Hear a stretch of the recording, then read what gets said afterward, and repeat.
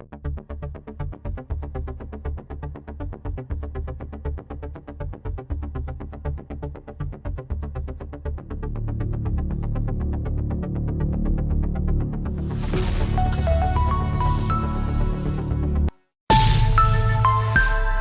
would take her to really address DRM issues, or just how to decarbonize the urban sector in these, or kind of innovation or advancements that you've seen in specific cities around the country that is quite interesting here is with respect to the cities that you work with, because you do have several programs. Space of the urban space are weak and not properly financed.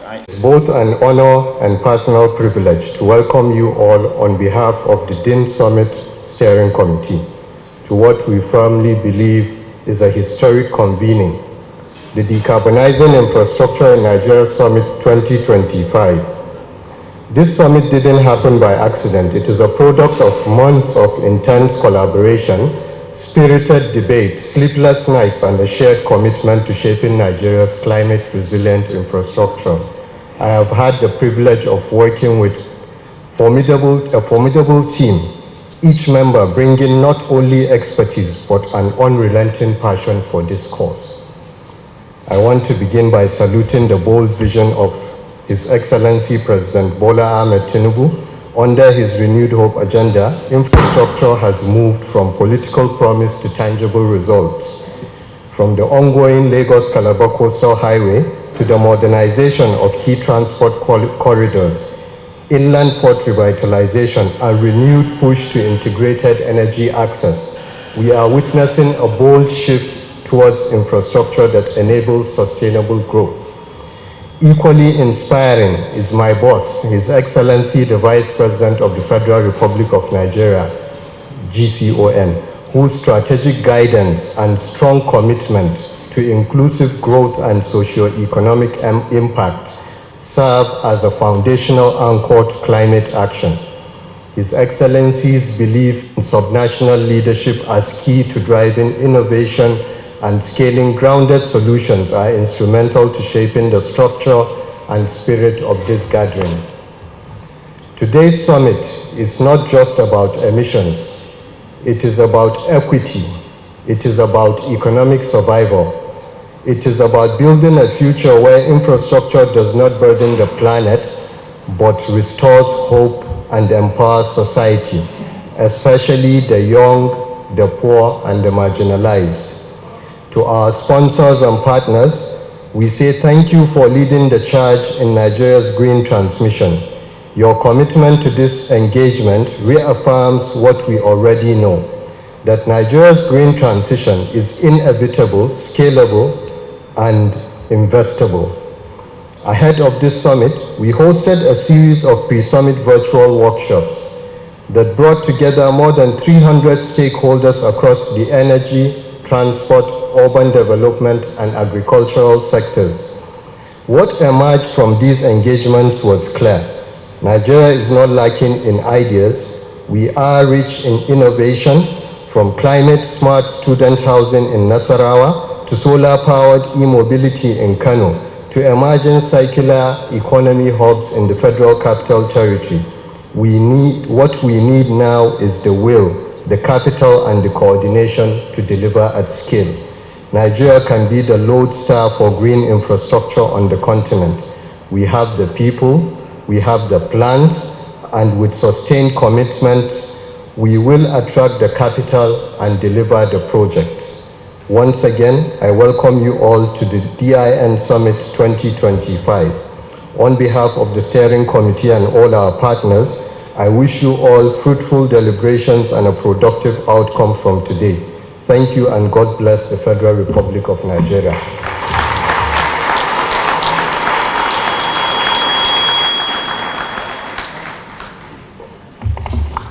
Please, another round of applause for Mr. Mustapha, the personal assistant to the President on subnational infrastructure, a member of the Steering Committee. Thank you very much, Mr. Mustapha. I think the major issue we look at is which we are all aware. Okay, thank you. I think Francis, maybe my next promising strategies. that you've seen some cities actually employ? Because sense of responsibility that I welcome you to this summit.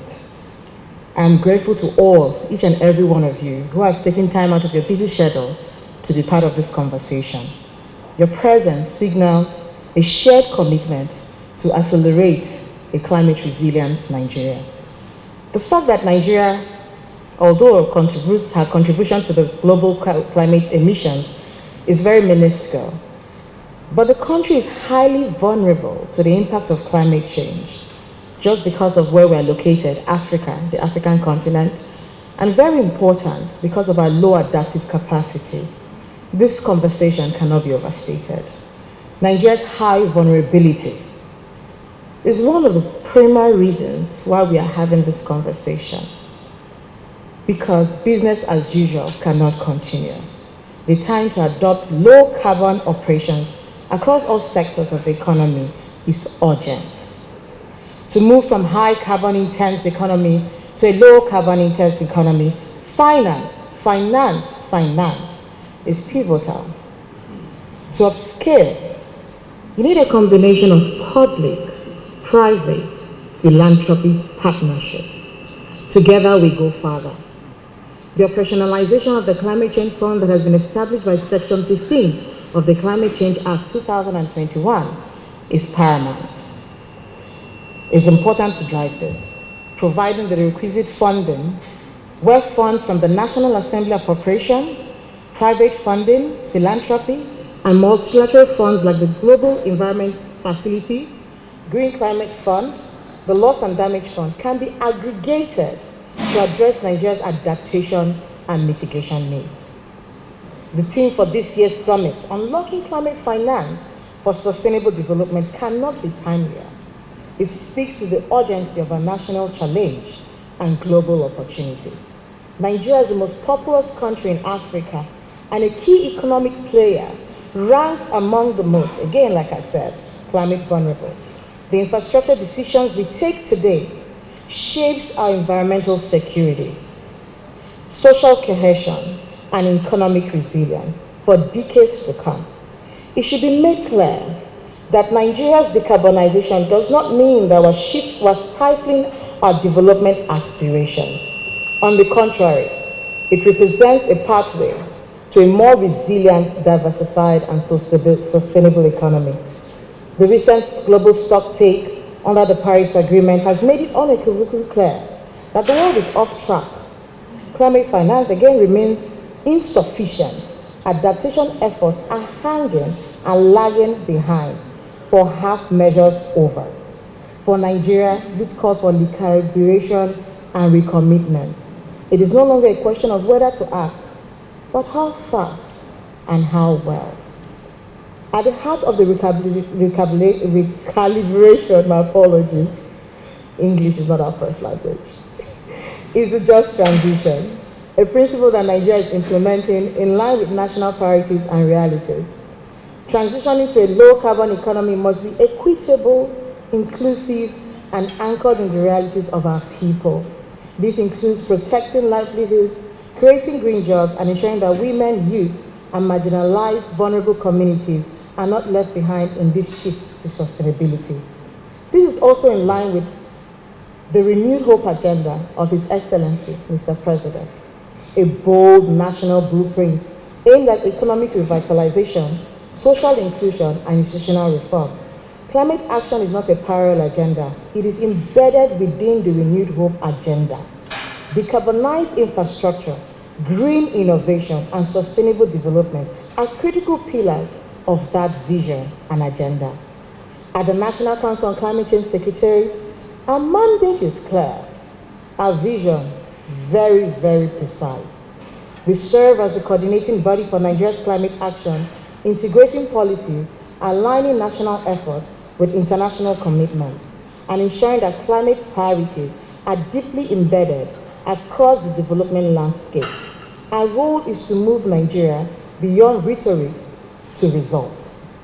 As we speak, we're currently in the process of finalizing the Nigeria's Nationally Determined Contribution Third Generation, NDC 3.0. a strategic instrument that will guide Nigeria's climate ambition for the coming years.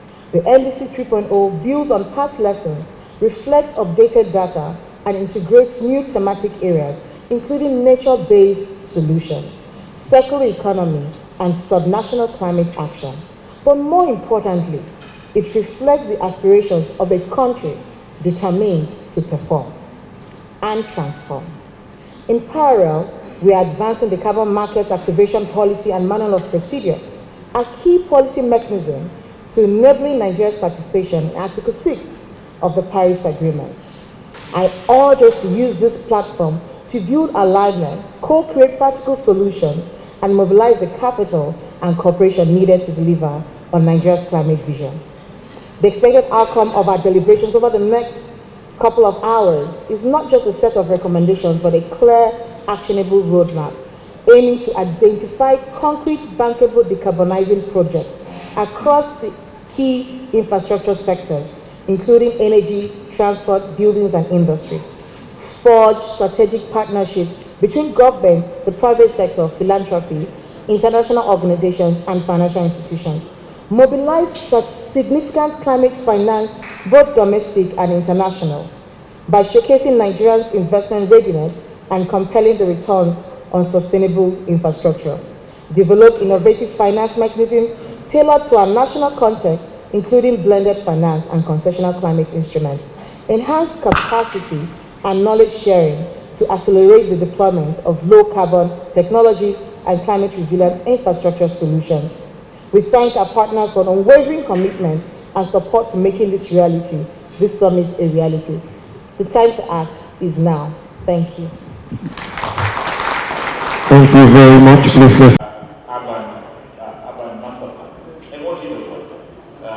Inviting local there is all the attraction of the people from everywhere for jobs, for services, for space and all that. And because of that, the cities are under pressure. the Honorable Minister of Housing and Urban Development, Architect Ahmed Musa Dengiwa, FNI. Cities have managed the risk which they are experiencing each and every time. And other members of the Federal Executive Council here present. It is where the cities where there is all the attraction of the people from everywhere for the Federal Republic of Nigeria. Your Excellency, if we fail to adjust emerging threats to the world as we know it, and this event is one such ambition, unless our climate dreams shake hands with the development realities we face every single day, we are going to leave behind a nation that will struggle to compete or catch up with the world. This is why I am excited to share with you the promise of this day. We have had quite a number of box-checking ceremonies, and we must never treat this as such. The climate question is Nigeria's front line of truth. And the truth is that we can no longer build yesterday's infrastructure for tomorrow's Nigeria. The truth is that climate action is not a luxury. It is an economic necessity. The theme of this summit, Unlocking Climate Finance for Sustainable Development, will not be more apt. We are faced with a task that is both urgent and immense. We are more than ever challenged to decouple our development from the carbon-intensive models of the past, and to do so without leaving any Nigerian behind. This summit is inspired by the awareness that we can no longer afford to treat sustainability and profitability as two separate pursuits. This is a product, as rightly said by the Chief of Staff, by the Deputy Chief of Staff, of months of consultations, regional dialogues, and technical deep dives. That is why it reflects our belief that the path to net zero by 2060 must be paired with concrete actions, not convenient rhetoric. Our Energy Transition Plan and Climate Change Act have together created a roadmap that is both visionary and pragmatic. Perhaps the ultimate aspiration or inspiration we need is realization that 75% of our greenhouse gas emissions as a nation come from infrastructure sectors, energy, transport, urban development, and agriculture. These sectors are not just carbon heavy, they are also the economic arteries of the nation. Nigeria's energy demand is projected to triple by 2040. By 2050, when it is projected that our population will be the third largest in the world, more than 70% of our projected population of 440 million will reside in cities. And today, agriculture supports 70% of rural livelihoods. These figures, distinguished ladies and gentlemen, are a wake-up call for a nation that discerns. The ticket out of this predicted doom is decarbonizing these systems. This is how we can alter our trajectory. If we do this right, we stand to generate over 1.5 million green jobs by 2035. We can also cultivate new export markets in clean energy and climate-smart agriculture, which will transform Nigeria into a regional leader in low-carbon enterprise. Honorable ministers, distinguished ladies and gentlemen, we are not here to fantasize. We are here to finance, to mobilize, to de-risk, to build. The Nigeria we want cannot be realized on diesel generators and fragile grids. It will not emerge from a model that chokes our lungs while draining our treasury. We must build a Nigeria whose infrastructure heals rather than harms. This is why we must strengthen our regulatory frameworks. This is why we must harmonize policy across sectors and tiers.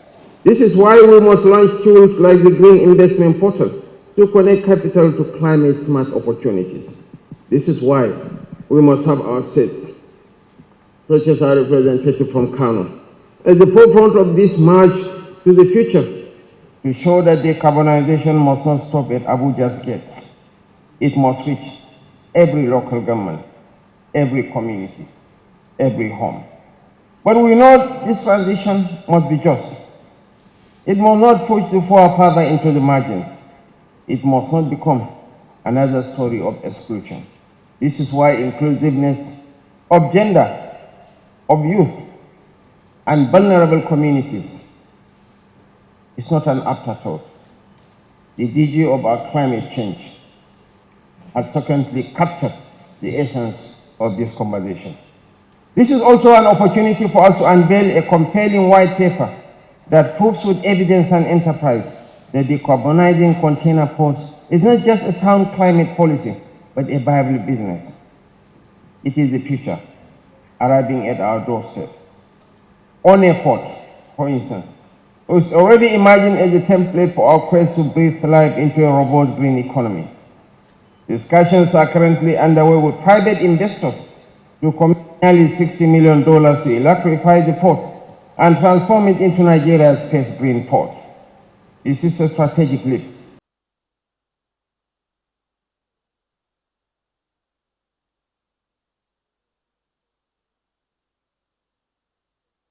And immediately after that, the Vice President will take his leave.